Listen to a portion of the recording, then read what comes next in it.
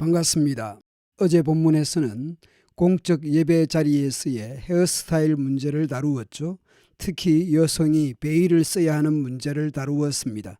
이제 성찬식에서의 잘못된 문제에 대한 주제로 나아갑니다. 내가 명하는 이 일에 너희를 칭찬하지 아니하나니.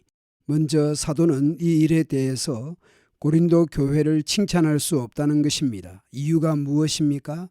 이는 왜냐하면 너희의 모임이 유익이 못되고 도리어 해롭기 때문이라. 18절 이후 현대인 번역으로 보겠습니다. 우선 나는 여러분이 모이는 교회 안에 분열이 있다는 말을 듣고 있는데 어느 정도 그것이 사실임을 나는 믿습니다. 여러분 가운데 그런 당파가 있게 될 때는 하나님의 인정을 받는 사람이 반드시 드러나기 마련입니다. 여기서 하나님의 인정을 받는 사람은 하나님의 시련의 과정을 통과한 사람이라는 의미입니다. 고린도 교회 안에서 파당과 분열이 일어난 상황 속에서도 옳다 인정을 받은 사람이 드러나게 마련인 것입니다. 20절 이후에서 파당과 분열의 문제가 무엇인지 알 수가 있습니다. 그런즉 너희가 함께 모여서 주의 만찬을 먹을 수 없으니 이는 왜냐하면 먹을 때에 각각 자기의 만찬을 먼저 갖다 먹으므로 어떤 사람은 시장하고 어떤 사람은 취함이라. 추측컨대 고린도 교인 중에 사회적 신분이 높거나 부유한 사람들은 가져온 음식을 먼저 먹었을 것입니다.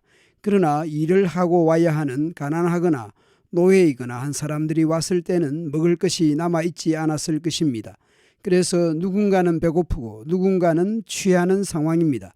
그러므로 사도는 그들을 책망할 수밖에 없는 것이죠. 너희가 먹고 마실 집이 없느냐.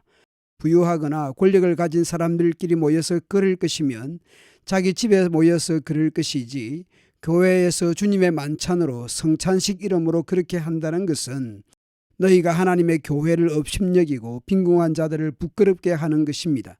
따라서 내가 너희에게 무슨 말을 하랴? 너희를 칭찬하랴? 이것으로 칭찬하지 않노라. 사도는 23절 이후 성만찬 제정의 말씀을 합니다. 교회에서 성찬식을 할 때마다 거의 들어서 익숙한 내용일 것입니다. 내가 너에게 전한 것은 주께 받은 것이니 이 성찬의 제정은 주님으로부터 온 것입니다. 사도들이 제정한 것이 아닙니다. 성찬의 기원자는 예수 그리스도이십니다. 곧 주 예수께서 잡히시던 밤에 떡을 가지사 축사하시고 떼어 이르시되 이것은 너희를 위하는 내 몸이니 이것을 향하여 나를 기념하라 하시고 식후에 또한 그와 같이 잔을 가지시고 이르시되 이 잔은 내 피로 세운 새 언약이니 이것을 향하여 마실 때마다 나를 기념하라 하셨으니 너희가 이 떡을 먹으며 이 잔을 마실 때마다 주의 죽으심을 그가 오실 때까지 전하는 것이니라. 성찬식은 예수 그리스도의 죽으심과 부활을 기억하는 중요한 방편이며 또한 이러한 시각적 기념을 통해 우리의 성도됨을 확인하면서 은혜의 통로가 되는 것입니다. 27절 이후 사도는 이러한 성찬식에 어떤 자세로 참여해야 할지 교훈합니다. 그러므로 누구든지 주의 떡이나 잔을 합당하지 않게 먹고 마시는 자는 주의 몸과 피에 대하여 죄를 짓는 것이니라. 사람이 자기를 살피고 그 후에야 이 떡을 먹고 이 잔을 마실지니 주의 몸을 분별하지 못하고 먹고 마시는 자는 자기의 죄를 먹고 마시는 것이니라. 그러므로 너희 중에 약한 자와 병든 자가 많고 잠자는 자도 적지 아니하니 불신자들도 자연스럽게 약해지고 병들고 잠자는 즉 죽습니다. 따라서 여기에서의 의미는 주님의 몸과 피에 죄를 짓고 자기의 죄를 먹고 마시고 정죄를 받는다는 말씀에서 성찬식에 합당하게 참여하지 않아서 받게 된 하나님의 심판을 의미할 것입니다.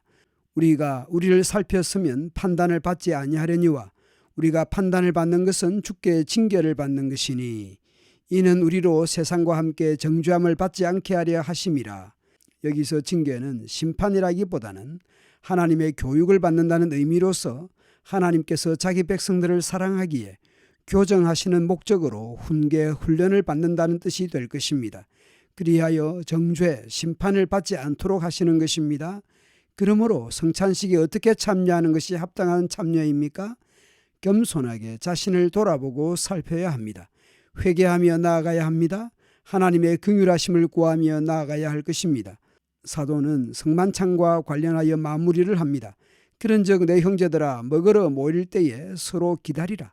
부유하고 여유 있는 사람들이 가난하거나 노예이거나 한 형제 자매들이 모일 때까지 기다렸다가 함께 성찬식을 하든지 애찬을 나누든지 해야 할 것입니다. 만일 누구든지 시장하거든 집에서 먹을지니 이는 너희의 모임이 판단받는 모임이 되지 않게 하려 함이라. 그 밖의 일들은 내가 언제든지 갈 때에 바로 잡으리라. 우리 교회는 1년에 약 6번 정도 성찬식을 하지요. 2개월에 한 번씩 성찬식을 하고 있는 셈입니다. 그리고 성찬식을 앞두고 1, 2주 전부터 광고를 합니다. 미리 광고를 드리는 것은 각자 자신을 살펴서 회개할 일이 없는지 자신을 돌아보는 기회를 갖는 것입니다. 그리고 떡을 못 받는 자녀들에게 미리 성찬의 의미를 가르칠 수 있도록 하기 위함입니다. 여하튼 매번의 성찬식이 은혜의 방편이 될 수 있도록 각자 자신을 돌아보고 또한 함께 기도로 준비하면서 참여하면 좋겠습니다. 감사합니다.